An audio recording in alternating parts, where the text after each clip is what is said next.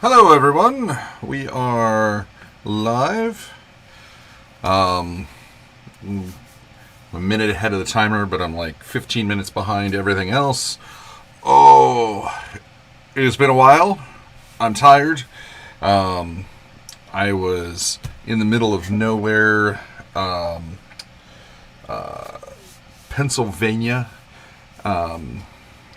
not doing my job for the Army.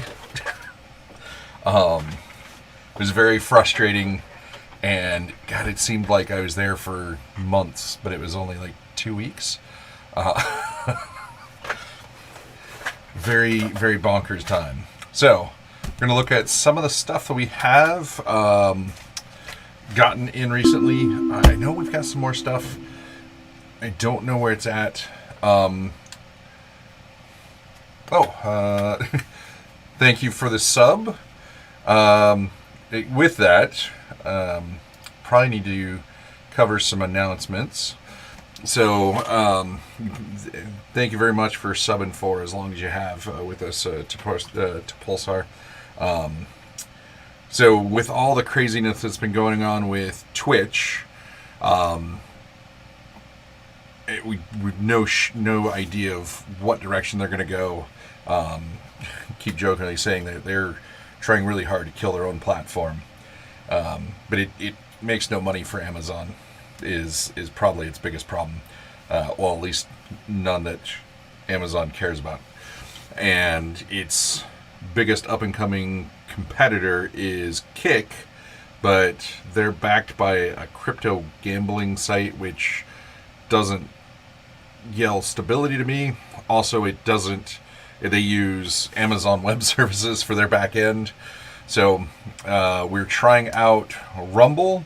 So when Rumble started, it was all political stuff, but in the last couple years, it has grown a lot. You can find a lot of gaming stuff on there now. They do have still a lot of politics. You got like Russell Brand and some other people I can't think of off the top of my head on there. But if people like us keep going there, we can help grow beyond that initial niche. And I like the fact that they're not beholden to Amazon's servers, because to be honest, at any time, Kick could disappear because Amazon says, nope, you can't use our services anymore. And not going to get into crypto. Yeah, I have a few bucks in crypto, but it's in, I got like an eighth of a Bitcoin or something like that.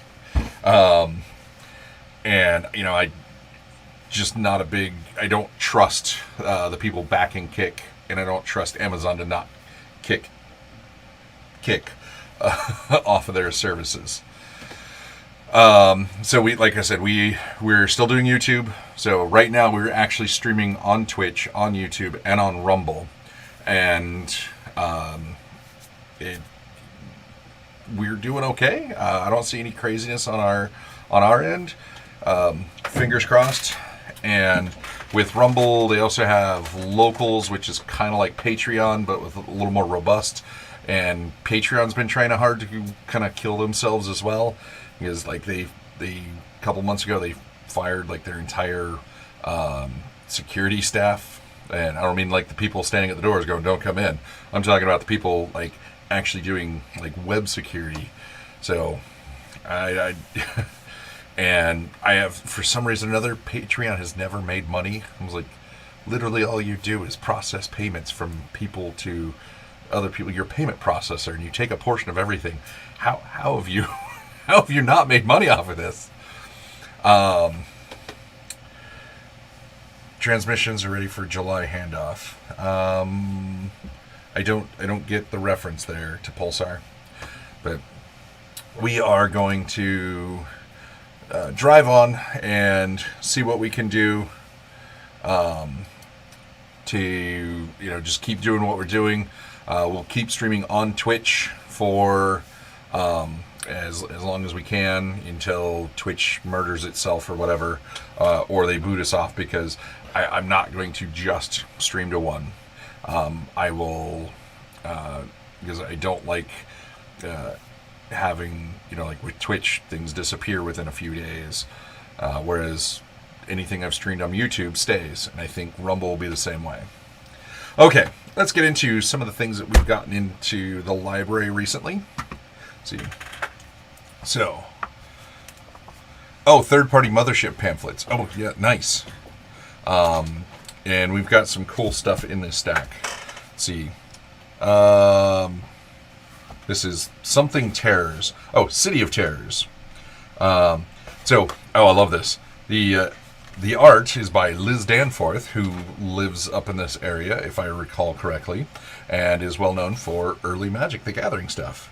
But this is... She was doing art for Flying Buffalo back in 1978. I hope she'll be at Emerald City Comic Con this year, and I would love to actually sit down and chat with her. But this is an early Flying Buffalo. So this is originally it was done in 1978, and this was the third printing in 1981. Yes, written by the fiery Michael Stackpole, illustrated by the unbelievable Liz Danforth and incredible Robin Carver. And actually, so Ken St. Andrew did Tunnels and Trolls and a bunch of stuff early on with Flying Buffalo, and been communicating with him. We're trying to figure out how to do his computer is very old, so we're trying to figure out how we can do an interview. We might just end up getting the community to ask us a bunch of questions, and then we do like a phone interview with him, and I just take notes and do that. I'm going to see what we can do. We'll figure it out, because I would love to. I really want to sit down with Ken before we can't sit down with him anymore. But this is a cool early on dungeon or city, and you can see everything was laid out very different compared to how we see stuff nowadays.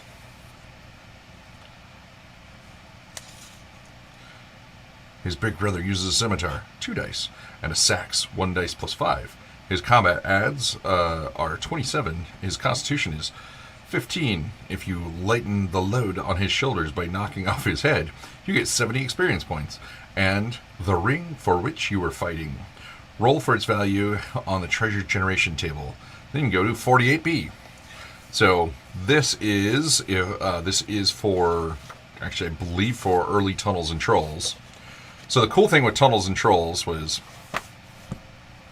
early on, it was, still to this day, any edition you pick up of Tunnels and Trolls is, all the Tunnels and Trolls stuff is playable solo or as a group.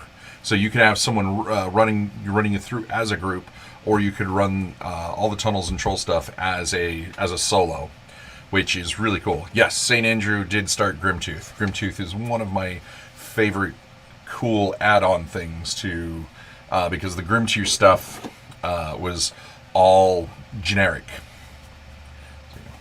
So we got a bunch of old RPGA, so the Role Playing Game Association Network, and so we got a bunch of issues of these. I'm just going to crack one open to look through. So these were these are November 77 Polyhedron magazine. Issue 77. It was November 92, not November 77. So this was a monthly magazine through the 80s and 90s with all kinds of cool stuff to add. The Winter Fantasy RPGA Network, Lake Geneva, Wisconsin. So every issue was cool stuff to just for role players.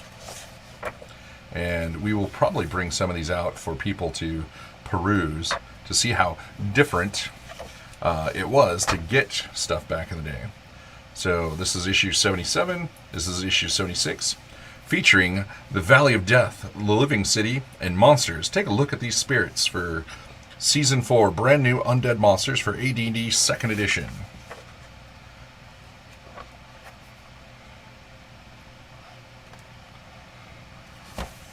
Into the Dark. Ooh, Ghost Dragon. Hey, look, Ghost Dragons. I like Ghost Dragons. Scavenger Spirit. Grave Watcher. Yes, Polyhedron did last into the 3.5, or the 3X period.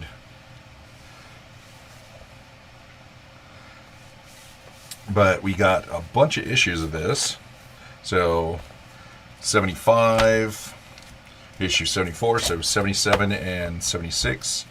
Yeah, 73, 72, 71, 70, 69, 68, 67, 66, 65, 64, 63, 62, 61, 60, 59, 58, 57, 56, 55, and 54. So we actually got a good little chunk there of a run of issues in the early 90s.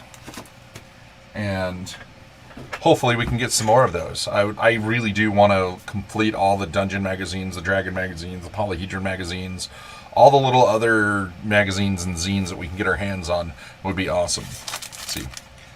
This was something we backed on Kickstarter because it looked hilarious to me. Rylith Watch. So instead of Baywatch, it's Baywatch done in with Cthulhu. So choose agile, brawny, or crafty as your key stat. Are you the agile, the brawny, or the crafty character? So yeah, imagine there's your Baywatch your Ryle Watch character sheet. You got your luck, your grit, and then here's your rules.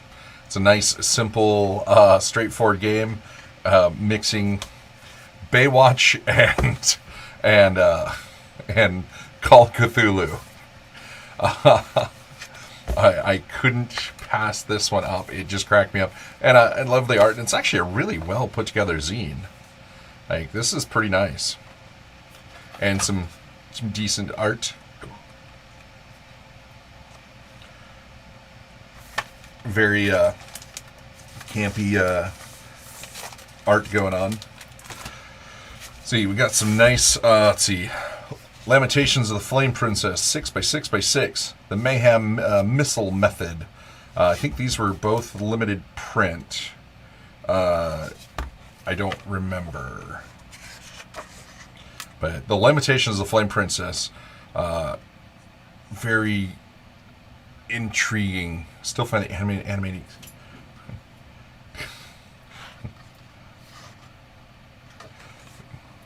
So yeah, the Lamentations of the Flame Princess is, I mean, the main guy is out of Finland, so it's not dark like the stuff from Sweden, but it is dark.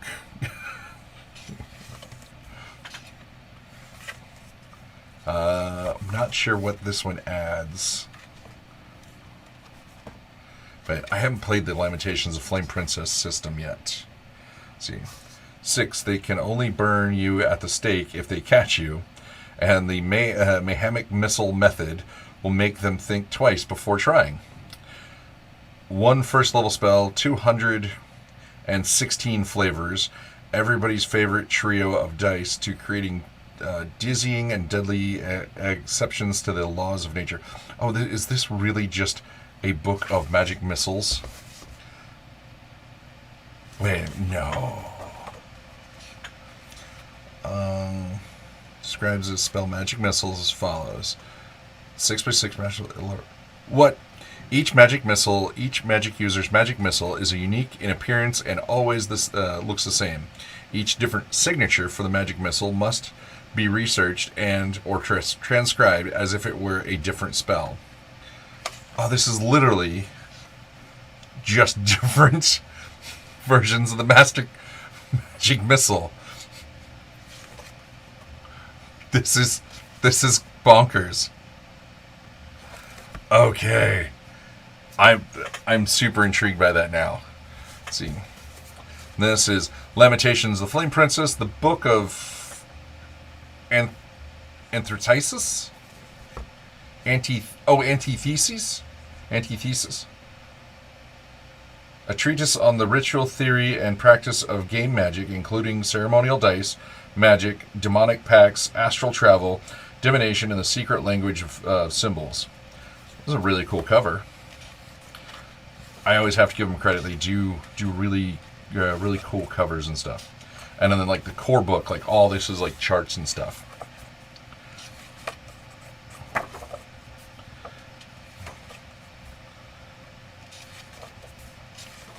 I think this is all just adding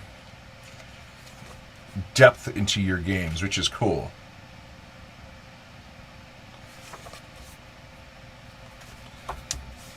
So I will have to dig through this. Then, so the Stargate folk, so the people that put out the new Stargate role-playing game, we finally got our thing.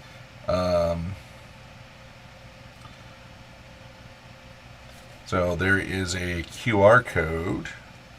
If it'll focus on it, allow you to get the first chapter of the Stargate role-playing game. So if you watch this back later and then put your phone up to the screen, you can get the first chapter, which is always nice. So they sent us character sheets. So these are all like beginning character sheets. These are really nice. They tossed these in. This was not part of our Kickstarter level, but they tossed these in so that we have some cool stuff to start players off with. So we have nice stuff to bring with us at events. We're working on getting the shipping squared away for our version of the collector's edition version, but they did get us the standard edition, which I can't wait to get this in people's hands, because Stargate's such a cool world. And yes, I love that we have precons made by the system designers, which tend to be well developed. So I'm super happy to get this because, like I said, it's such a neat world. I love the movie. I didn't get into the TV shows as much. I watched them off and on with friends. I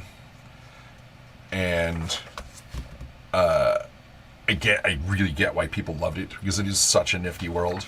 And I think it just allows us to do some really cool role-playing. So I think somebody gave us a standard copy. So we have this. I think we have another standard copy. It is 5e based. And we're getting everything. We'll be getting a limited print cover as well soon, which I can't wait to get that in. Let us get to some news type stuff.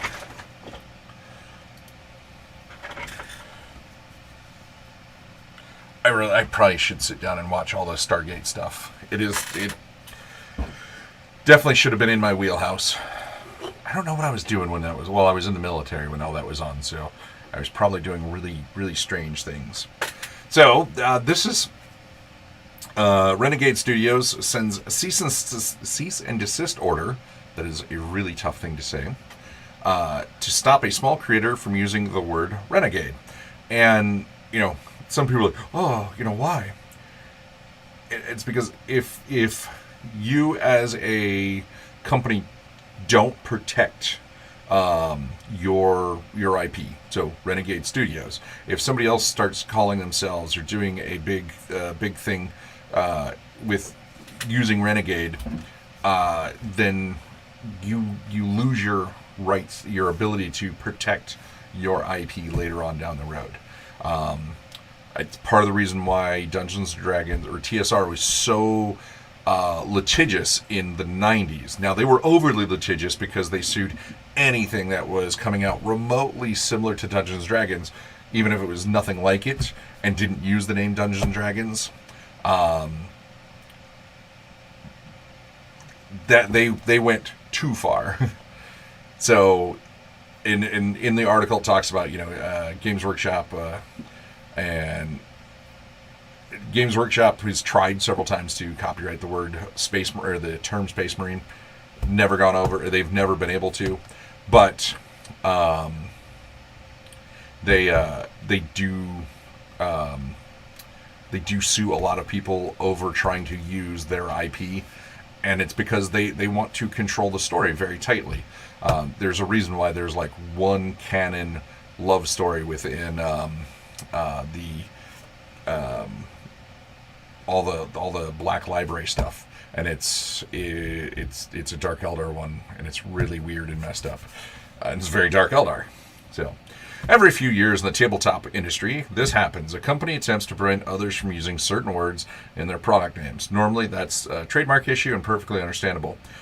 You can't call your game Dungeons & Dragons for obvious reasons, but sometimes companies call in the lawyers to stop the usage of common words or terms that are not trademarks in themselves. Games Workshop and Space Marine hit mainstream news about 10 years ago. Lone Wolf issued cease and desist over the term Army Builder. Well, an Army Builder means... So, Games Workshop's tried really hard with Space Marine. They lose every time because... the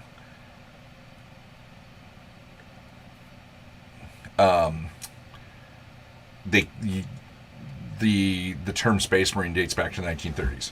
So I understand why Lone Wolf has done seasons, because they literally have a product called Army Builder. So if somebody else is really releasing something else called Army Builder, that is a direct I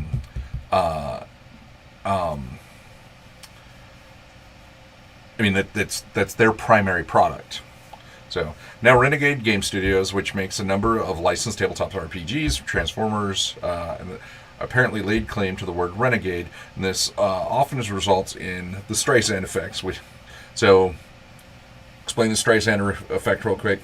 Somebody was taking photos. There was a organization taking photos of the California coastline, and you could just go and look at them. And this particular photo had only been viewed like 20-something odd times. But turned out it was Barbra Streisand's house, and she tried to get it removed from their website, even though it was taken by helicopter. They were just filming the entire coast. It wasn't labeled as Barbra Streisand's house or anything like that. But after she made a big stink of it, everyone went and that photo got viewed something like 400,000 times in one day, when nobody had ever really viewed it prior to that. So it went from nobody knew about this to she's like, you have to get rid of that, and now everybody's looking at it. So if you hear the Streisand effect, it is something that's not a big deal when somebody then makes a big deal out of it.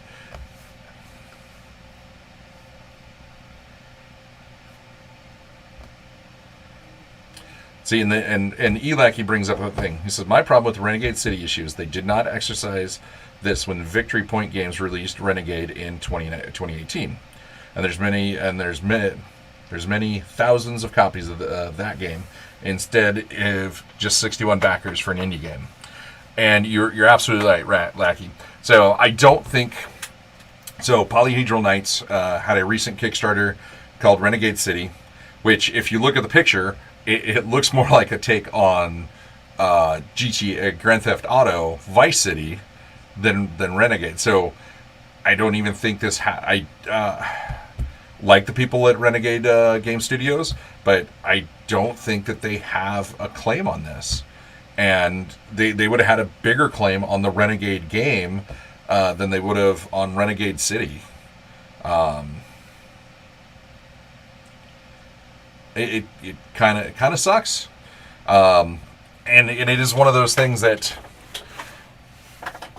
again, you've got to find that happy medium of, is this something actually, going after your IP, like with Lone Wolf, which I was surprised that What site is this? Oh, N-World. So, yeah, they're a little more nerdy. So, yeah, I guess they would know Lone Wolf because outside of the Games Workshop world, or outside of the tabletop mini world, you probably don't know what Army Builder is or the Lone Wolf Company. I think I have 5 or 6 different Army Builder keys. Renegade is too common a word. And I will say that I kind of agree that they are in the wrong. He wants to protect it, but he wants to protect Renegade Games. But I do think their legal team went a little overboard on this one. And honestly, this could be bad publicity for Renegade Games. Hopefully they kind of figure out what they. My phone over here is listening in on the stream, and I just heard my sneezes in the background. I was like, "What is that?" Oh, it's my sneeze. But it is definitely an overstep of their name. It's not another company calling themselves Renegade or anything like that. Renegade City is definitely not anything within Renegade Games' wheelhouse. It is a tabletop RPG, but it's another company making something that definitely looks more. I'll pull it up. Modern day yeah, it is definitely. They were trying to do Grand Theft Auto, the RPG. I like that it's still up. It is so Grand Theft Auto. Voorhees City's sourcebook. I mean, if you don't have the makers of Friday the 13th coming after you for Voorhees,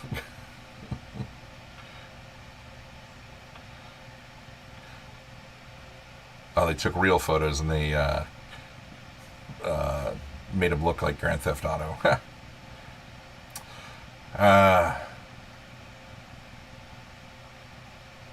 See if Polyhedral Knights is redoing it with another name. Hopefully they are. Yeah. Yes, and like Lackey says, this is Polyhedral Knights had released a game called Werewolf Ragnarok, the RPG. Yeah. Or any of the other, if they would have put out something, try to put out a G.I. Joe RPG or the Hunted or something, anything that is a direct going after Renegade Games published products.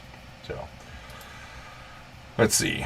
So Free League is there. You can do a pre-order on their Lost Mountain Saga. So this is cool because I'm weirdly torn on this one because I'm excited for this, but I also want all the Vaesen stuff to be based on actual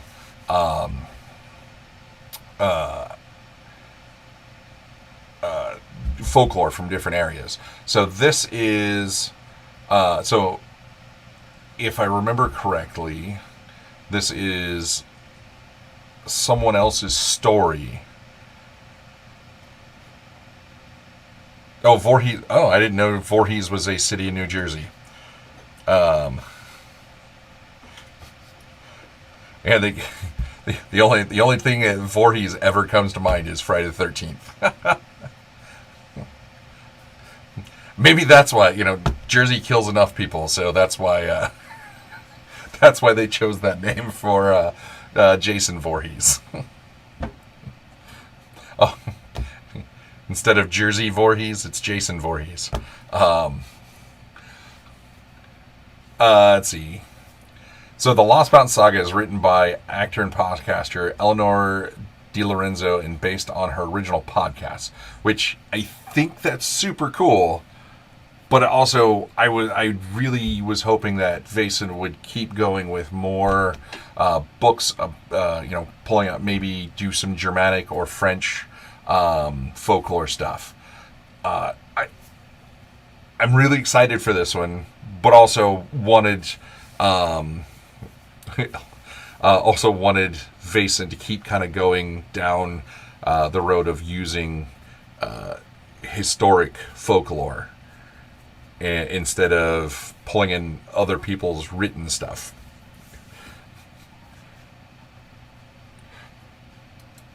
Now you guys are just naming off rip-off Indiana Jones, Illinois Smith, Ohio Johnson. Let's see, we got,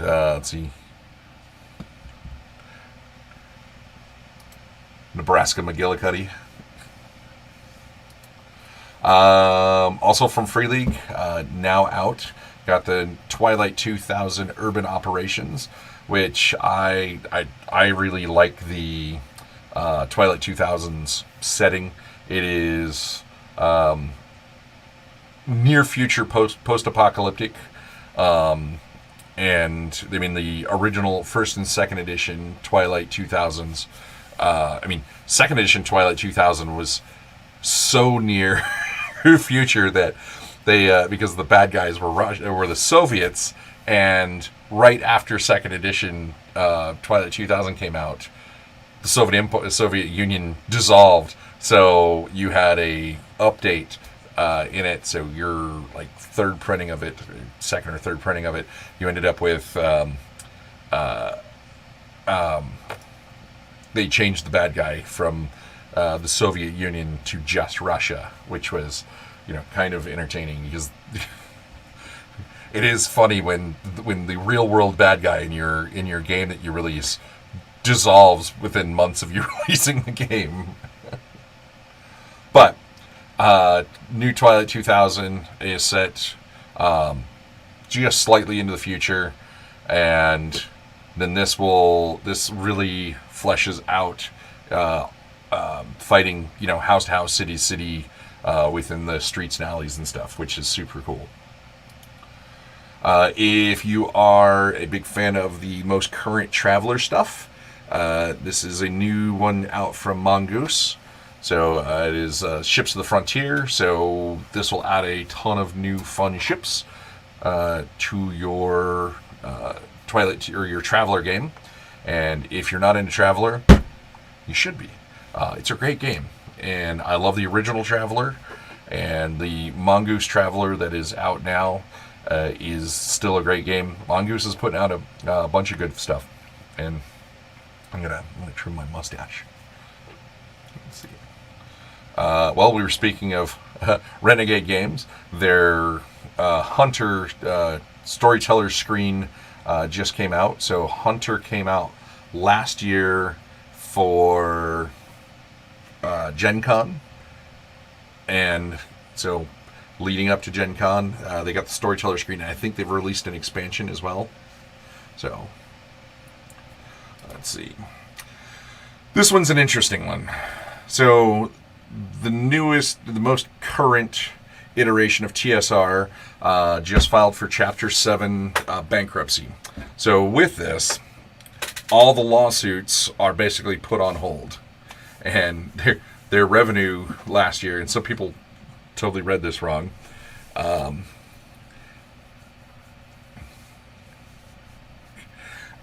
so there were people reading like, oh, they made $600 million, and it's like, no.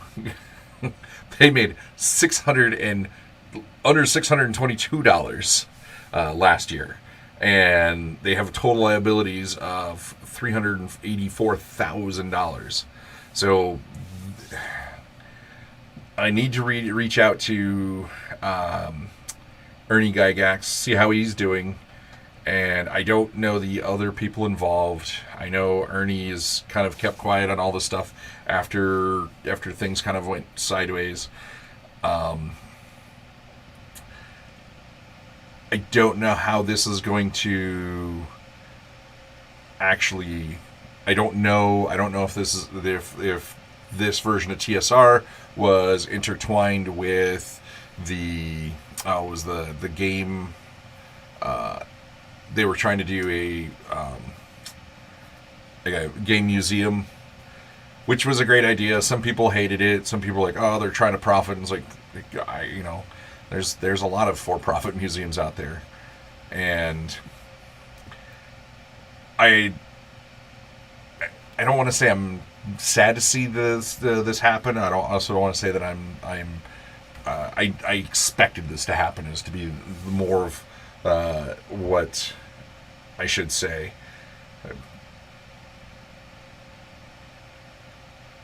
See, Lackey says the $384,000 is likely mortgage on the museum, and I don't know, and that's why I said I don't know if these are, how intertwined these are with the museum, because I don't want to see that museum closed. Some people did. I mean, the Justin Lanascia, not a great person, and kind of happy to see some of the things he's working on, going the way of the dodo. But I really don't want to see the museum, because I have talked to people that have been to it and they really like it. And, they're like, hey, there's a lot of overcosted stuff there. But again, I've been to Sasquatch museums here in the Pacific Northwest and paid $35 for, Sasquatch piece of driftwood type things. I didn't actually, somebody else did. And then they gave it to me. I'm sitting on my mantle. So I'm intrigued, and then what I find strange is it's filed in North Carolina, so I'm even more confused. So, but with that, all the new TSR stuff is with Wizards Coast. That is all being put on hold until the bankruptcy goes through. So, fingers crossed that the good people that have been pulled up in all this actually make it out clean, and maybe somebody else can walk away with the TSR name and do something cool with it. Maybe I'll say, hey, I'll give you $100 for it, and then we can print stuff for the library under the TSR name. That would be hilarious. Hey, it never hurts to email people. Let's see. New book from Vampire, the Bloodstained Love source book. Cannot talk.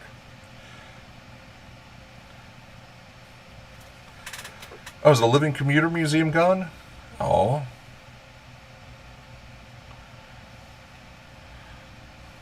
See, that's why I struggle. I would love to start a physical location for the library, but it's also the knowing that it is such a sunk cost to have a physical location. We struggle with doing what we do at events.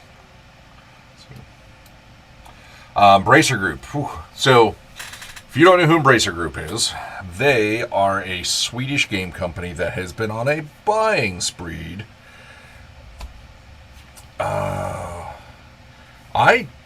So apparently the Living Computer Museum folded after Paul Allen died, and his estate gave it a middle finger. That sucks, because I went to it probably about 2 months before Paul Allen passed, and I freaking loved that place. Yeah. And his estate had enough money to have that going forever. Jeez. Let's see. So, Embracer Group. Embracer Group is a game company out of Sweden that in the last few years have been buying boatloads of stuff. Dark Horse Comics and Asmodee and THQ Nordic and the Lord of the Rings IP, which I just found out about the Lord of the Rings IP like a couple days ago, which is just bonkers. I'm like, how did you guys get that?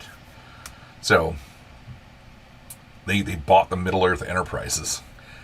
But with all of that purchasing, they were doing all that buying based on a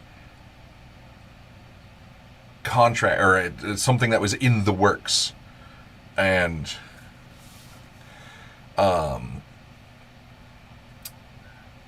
it was going to be something like a $2 billion deal. So they were buying stuff based upon, you know, this, hey, we're going to have this $2 billion deal go through, and it didn't.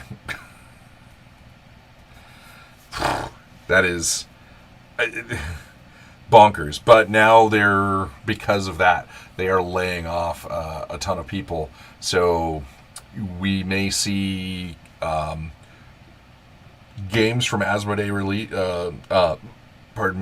Games from Asmodee postponed. We may see stuff from the Edge Studios postponed. We may see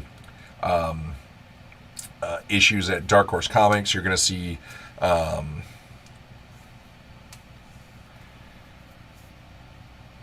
Asmodee, the one of the biggest names in tabletop gaming, and they are just, and it's funny because most of the articles talking about Embracer Group doesn't even bring up Asmodee, even though like it is a huge part of tabletop gaming. Yeah, there goes L5R again. So L5R, the one that Edge Studios put out, is already dead. But they've ported all of that work over into the D&D 5e. What is it? The Rokonama or whatever. I can't remember the name of the. Let's see, 5e.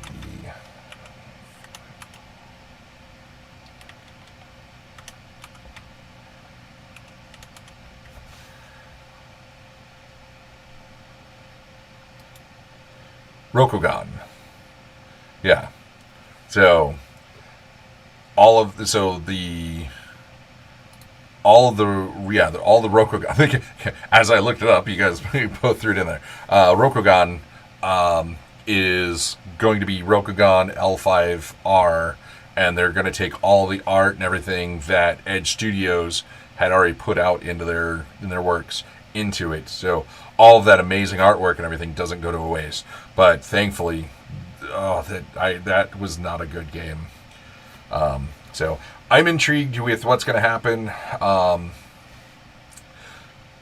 I know that they were trying to do their own reboot of the Lord of the Rings movies, which is now probably toast because they're broke. But it is a big. This could be a big hit to anything coming out of Edge Studios or Asmodee. And I was hoping to see some awesome RPGs based on Dark Horse comic stuff coming from Edge Studios. So fingers crossed, might still happen, but it'll probably be a while. Let's see. Witcher tabletop RPG addresses future content and teases Gen Con reveal. So I need to get in contact with Jay over there. Jay is the writer. Hollywood and the writer strike. I understand why the writers are striking for in Hollywood, but it's also just a really bad time for them to do it because so many movies are just tanking. Streaming services are losing people left and right. So I hate to say the writers just have no power right now to strike.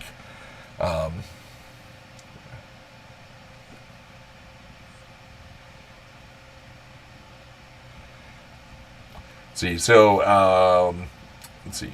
R. Talsorian, The Witcher's tabletop RPG, has been quiet as of late. They put a book out last year. I mean, they are working on Witcher stuff, and they're working on Cyberpunk Red stuff, and they still do. There's a lot. They're a very small team, but gonna reach out to the R. Talsorian people, find out what cool stuff is happening. Maybe we can do something cool with them. Fans have been wondering what's next. R. Talsorian recently addressed the silence in a blog post, thanking fans for their patience. CD Projekt Red, the licensor of Witcher, is gearing up for multiple Witcher projects, which as a result, R. Talsorian's own plans have evolved. While they can't go into detail at the moment about what those plans are, or specifically happening behind the scenes, R. Talsorian doesn't want to push ahead to ensure consistency across the board. That said, they did tease that something new for the game is coming, and they hope to announce details at Gen Con. You can also read the full post below, so you can read all that on their website. But I'm excited because I know that Cody and Lisa really had a blast working on it, and they've worked with a bunch of good people to do some really cool stuff for Witcher.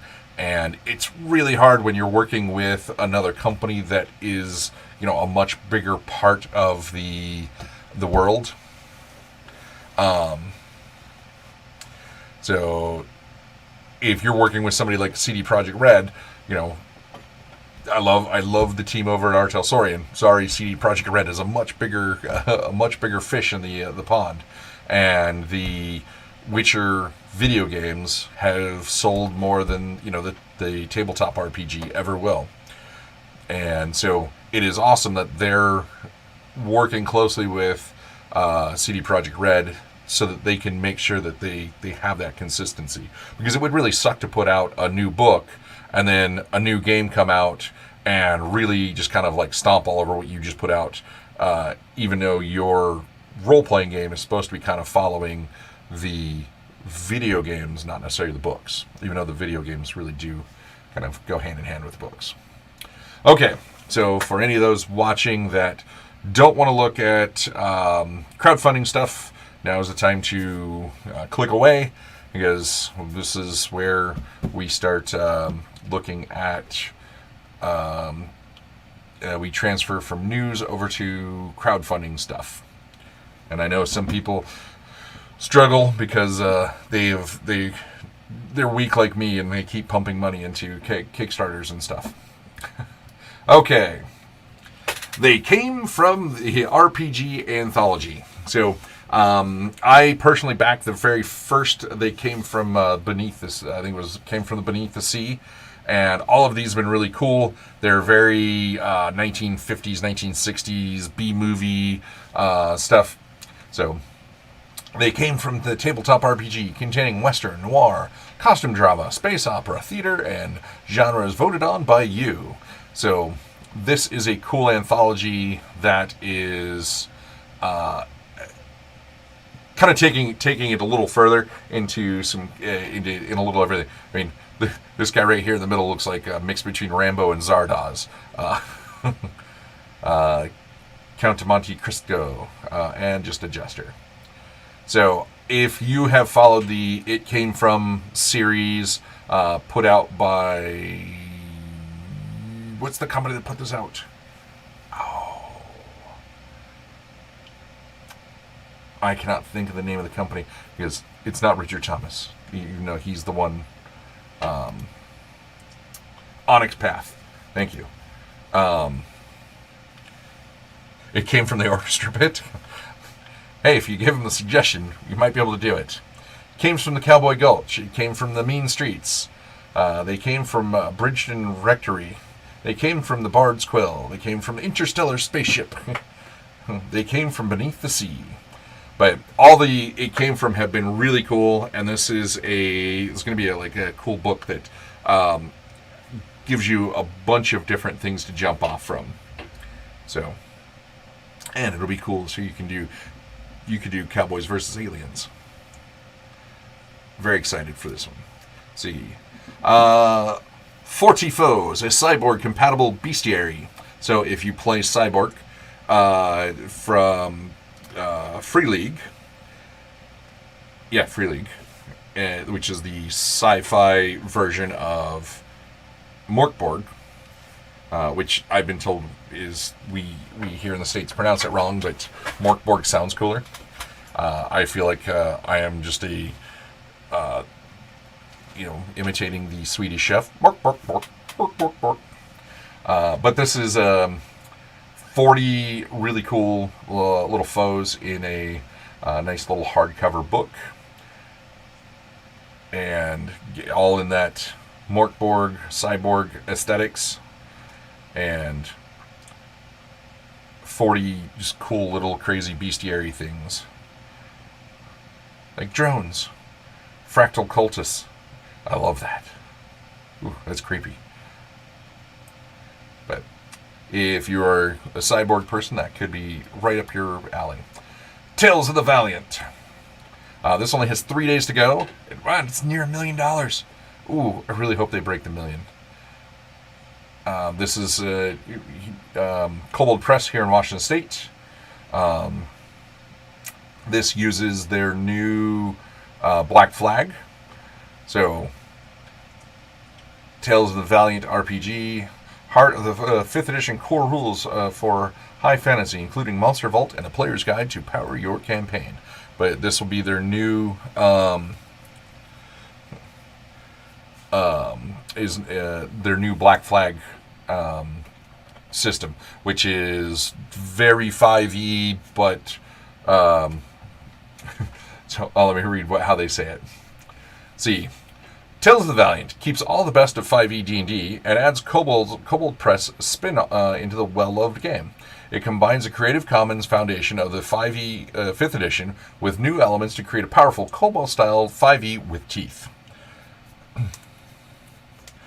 So I'm really excited. I have looked through it. It is like, if you know 5e, you'll get it right away. This isn't as drastic as it was going from D&D 3.5 over to Pathfinder, and some people are like, oh, that wasn't that drastic.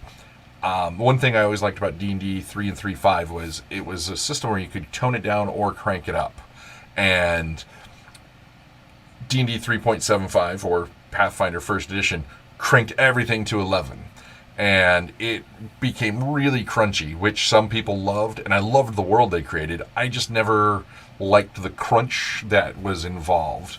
I thought it was so much Math Hammer, and I had gotten away from Math Hammer at the time, or Math RPG, and this isn't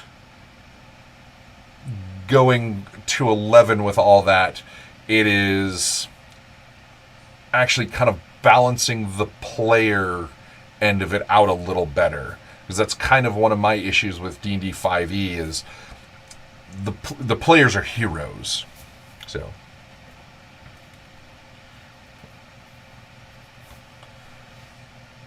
and this kind of tones your play, it tunes your players into the world. So, and they're killing it. So I really hope that they do well. And they only got a couple days left. Let's see, I love the so these Samuel Steele, and he's done several of these D100 things. They're really cool. They're fairly cheap. They're great little zines of just D100s. So this is D100 rumors. So you can literally roll, like, you hear a rumor in a bar, you can roll a D100, and there you go. They're dirt cheap. You can get them as PDFs or as a so £2, $3 for the PDF, or get the zine for $8 US. Super duper cheap. This one is very Lovecraftian focused, which means, not really as useful in your D&D stuff, but if you're doing anything Call of Cthulhu, this will be right up your alley. And he's got a whole bunch of these out, and they're a lot of fun. Let's see. I haven't looked at this one. I clicked on this one because the art made me go, ooh, I want to see what this is. So I'm going to discover this with you. Space and Monsters, a tabletop RPG and comic. A new psychedelic tabletop RPG for weirdos and psychonauts. Well, I think I'm one of those. Or maybe the other. Or maybe both. So, Zam Sunshine, first created, 5 backed. Really, like, the artwork makes me feel like there's the little prince on his little tiny moon, and meets heavy metal. Space and Monsters is a tabletop role-playing game built into the principle of freedom and silliness. Going off the rails is at the heart of the game. So if your crew go off quests, settle down into a small village, or build a galactic space empire, they can. Anything is possible. Little Mobius in here. Choose a being or design one. I really like this. Is really well laid out Kickstarter. There, mock book design. Let's see. $4 gets you access to the. Oh, it doesn't even get you the. So $18 gets you a digital copy of the game guide and game sheets. $33 gets you a physical copy. $39. The digital edition, the digital sheets, and the physical stuff.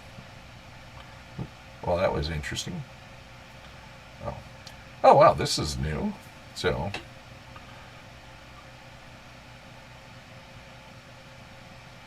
It's because I've never been logged in when I click here before. Psychonauts is a term that actually is long before Double Fine is around. But what's his name from Double Fine? He does like to sue people, so he may he might jump on that. But if they're just using it as a descriptor, so it's not the title. So let's see. Star Strider bundle. You get the digital edition, the game digital sheets, and everything in physical form as well for $39.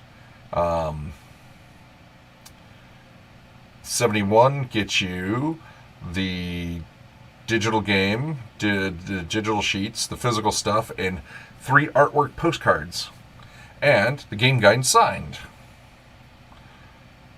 The Psychonaut bundle. It's $238. Woo. You get the digital editions, of course, the physical game signed, game sheets, artwork postcards, a custom character illustration. So if you want something designed in this intriguingly bonkers art, then they've got a space for that. I do have to say, I really do like they've done a good job of this layout, and I freaking struggling with the hiccups here.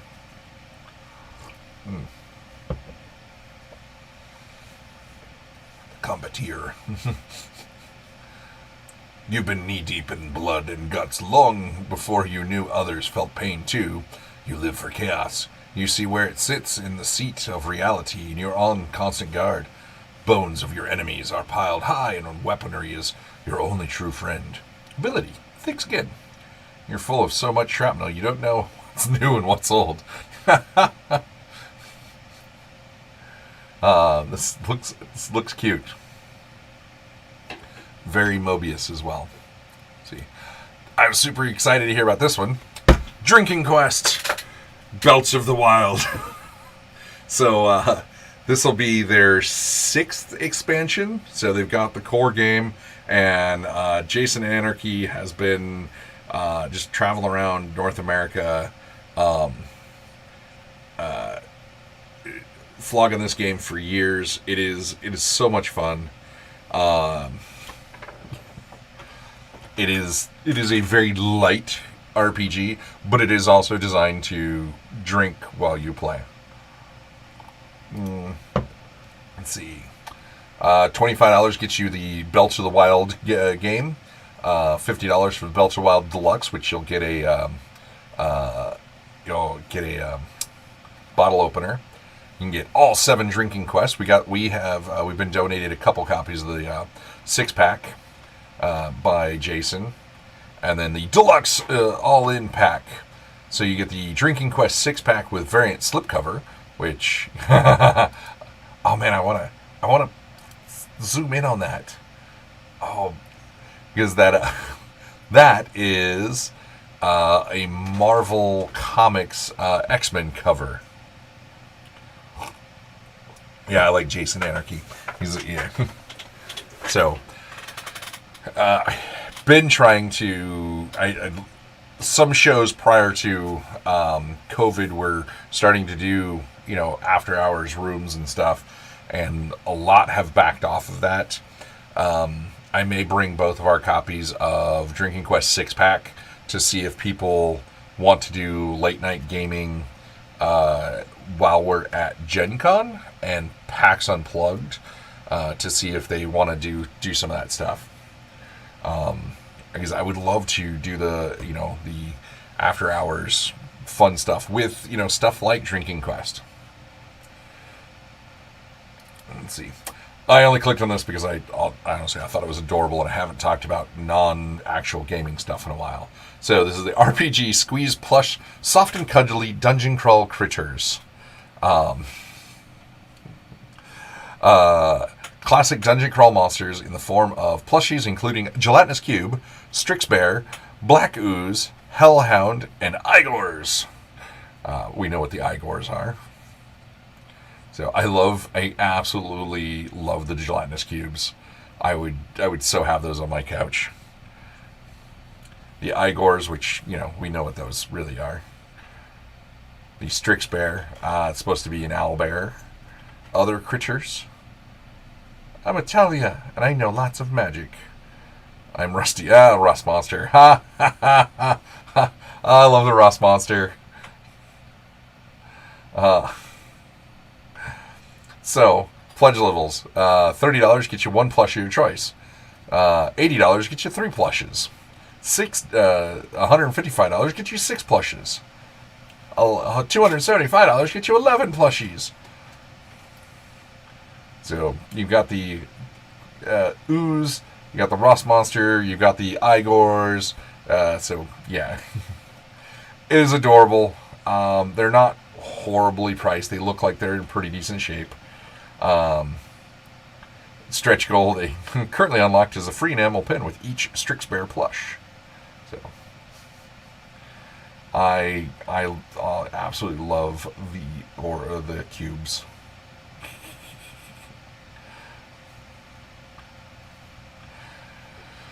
Oh, normally don't click on stuff like that. Panel submission deadline for PAX was... Oh, I missed... Jeez, yeah. Last few weeks have not been great for keeping up to date with stuff. So for those of you that don't know, my military duty sent me to Pennsylvania. I kind of covered it at the beginning. And normally I go to cover what units do. And somehow I got roped into being part of the exercise and doing 12-hour shifts overnight in a room with no communications and no windows. And I am not I'll stay up late, but I am not an overnight person. So my sleep schedule was borked and in a place with horrible cell reception. So I barely communicated with anybody the whole time I was gone. Oh, and that 2.5 weeks, it seriously felt like 2.5 months. It was bonkers. So, okay, this is on GameFound. I do have to keep saying this. GameFound, I love your site, but it is a pain in the butt to really search RPGs. Hey, I wish you want to look at RPGs. You guys make it a pain in the butt. So, Thorgal, the role-playing game. Let's see. Set in the changing world of the Vikings. So you can get it in English, French, or Polish. Interesting. It's set in the challenging world of the Vikings. This tabletop game, created by Arthur Zlamata. Oh man. David Wolski. I am butchering all of those names. And is a unique combination of fantasy and science fiction genres.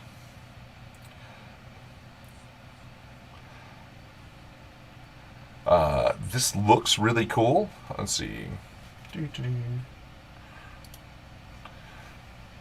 Let's see, what do we have? I want to... there we go. Choose reward. Okay. Early board. So you can do 45 euros to get the core rulebook with the dice. Those are nifty looking dice. Then for 20 euros, get the PDF. If you're not the early bird, you can get because the early bird is 45 euros, just like the non-early bird, but you get the dice with it. And then early bird with the limited cover is 90 euros. Only the first 48 hours. I do find it interesting that they have the stretch pay now. So you can put your crowdfunding on a credit card, basically. So, looks pretty neat. The art is really cool. I like that it's going to be in multiple languages. And I don't know anything about Dark Rabbit, so I can't talk on how long they've been around. Let's see. Critical Codex, Cinematic Success and Failures to Intensify Your Game. So, this is a cool DM's add-on. So, the D4, so at level D4, you get a PDF format for $12. At the D6 level, you get it the hardcover book and PDF for $29. The D8, you get both volumes of Traveling Encounters in PDF for $30. The D12, the mega bundle of D&D PDFs for $54. The D10 level, which should be below the D12. Critical Codex and Traveling Encounters. Gets Critical Codex in hardcover and PDF, along with both volumes of Traveling Encounters, also the hardcover and PDF. That's $86. And the Mega Bundle. So you get the Critical Codex hardcover, Call to Adventures, Unfamiliar release of Tiny Beasts hardcover, Traveling Encounters Volume 1, and Traveling Encounters Volume 2. So this is a cool little add-on, so you can GM a little more gooder. Let's see, getting into some humble bundle stuff. So they have a cool. This isn't RPG books per se. Well, not even per se. This isn't RPG books, but this is a bunch of fantasy books by a well-known author. And if you are always looking for inspiration, so $18 gets you 37 books, all by the same author in the same world, and can get you some really good ideas for making your world a little deeper.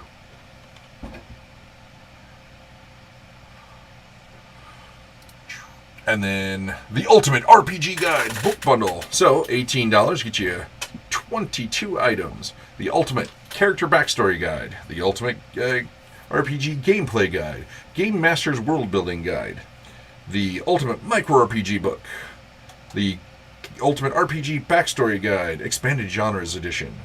The Dungeon Master Drink Master's Guide. A Dungeon Walks into a Bar. 300 one-liners, zingers, and jokes that will slay them. Greek Mythology, the Gods, Goddesses, and Heroes Handbook.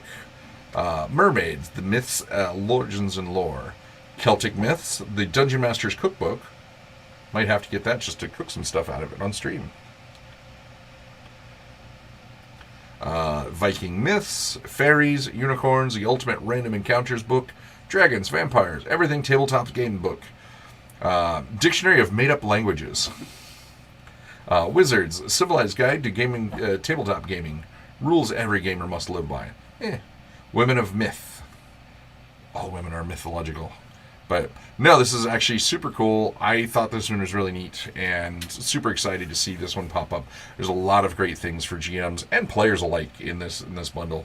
And I mean, just for fun, the Dungeon Master's Cookbook, you can make some cool stuff out of that for people coming over to your house to play. And then this is also not RPGs, but This is a variety of Star Wars books. So if you are putting together some Star Wars RPGs, some good stuff to start from. Anything with Legends on it is great. Almost all those. I've read some of the High Republic stuff. Wasn't my thing, but I'm also not necessarily the target audience for that. They're more of a young adult series, which I should like because I'm just a big kid. But you've got all this Legend stuff in here.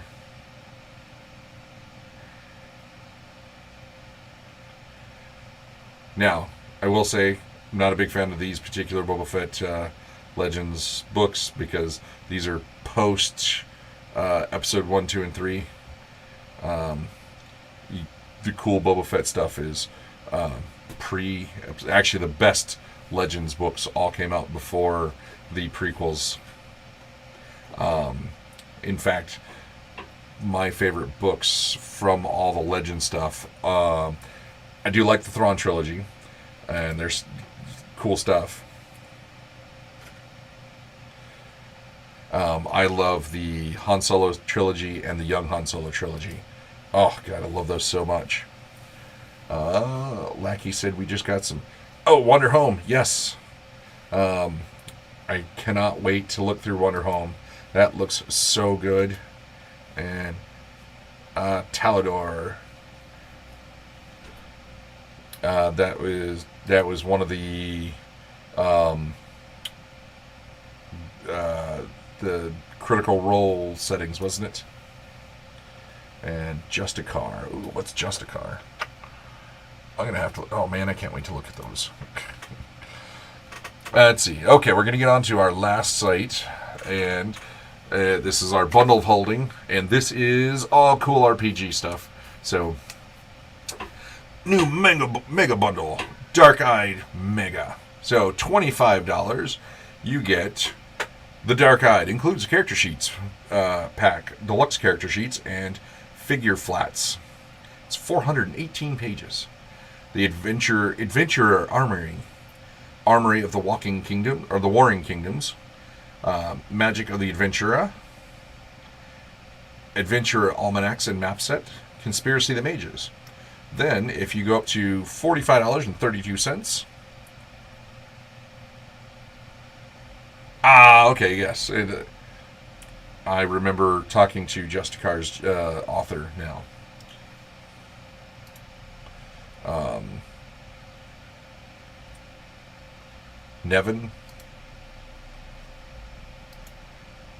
Nevian, something like that. Really bad with names. So if you go up to a little over $45, you get all those other all the core books, plus the compendium, the bestiary, the gods, Theater of Nights 1 through 6, Legacy of the Theater Knights, and the Dark-Eye GM screen. See, Pulsar says I hear Dark-Eye is big in Germany. Yes, it has a very European feel to it. I don't know much about it. I've never played it. I need to reach out to see if I can get some copies of this because it looks neat. Wonder what underlying RPG system it is. I'm now super intrigued.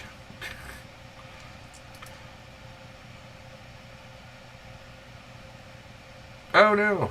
Oh, well, the Larkmoor. I guess we didn't want the Larkmoor bundle anyways because it ended about 1 minute ago.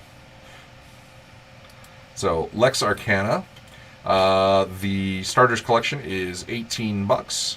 You get Lex Arcana core rulebook, and if you can't tell, this is in Roman times.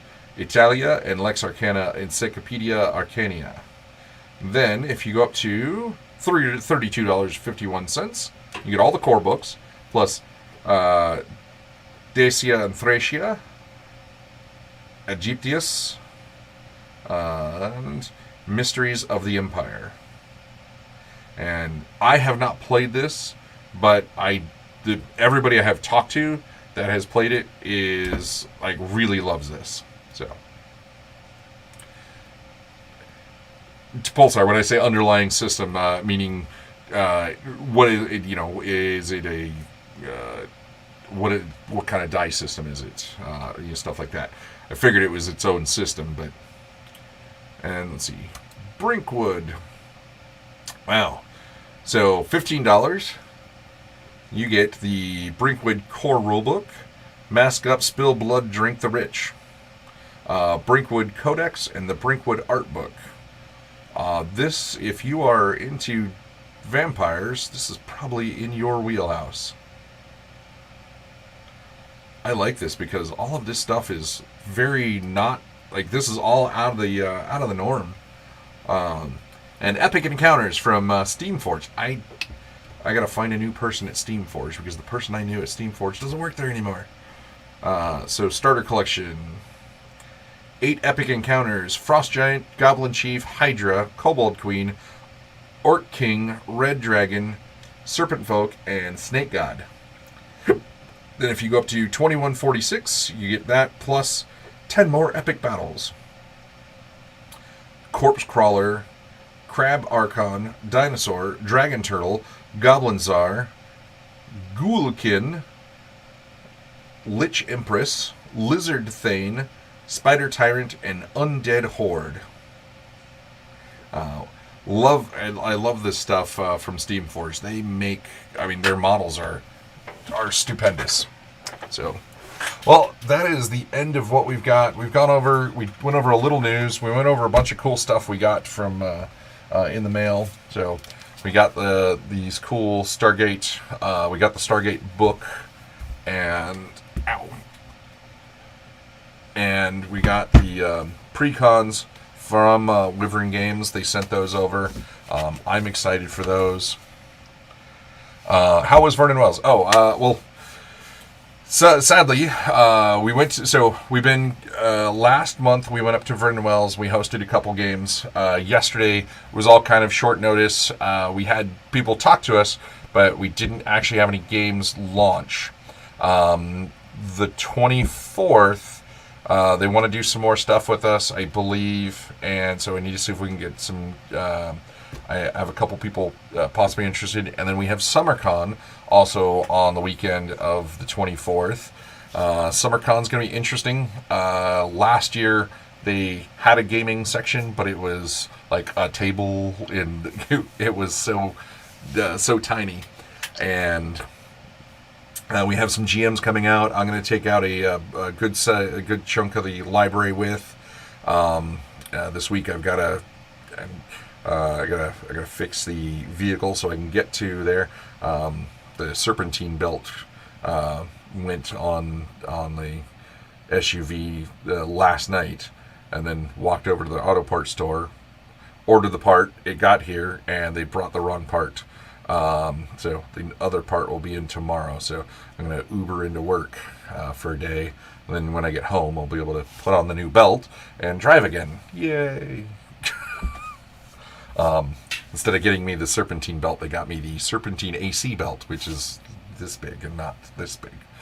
So SummerCon's going to be interesting. I'm excited because it is a cool up-and-coming event for the South Sound and pretty sizable. And I want to see more stuff down in the Tacoma and Puyallup area because it's a very underserved area for cool stuff like SummerCon.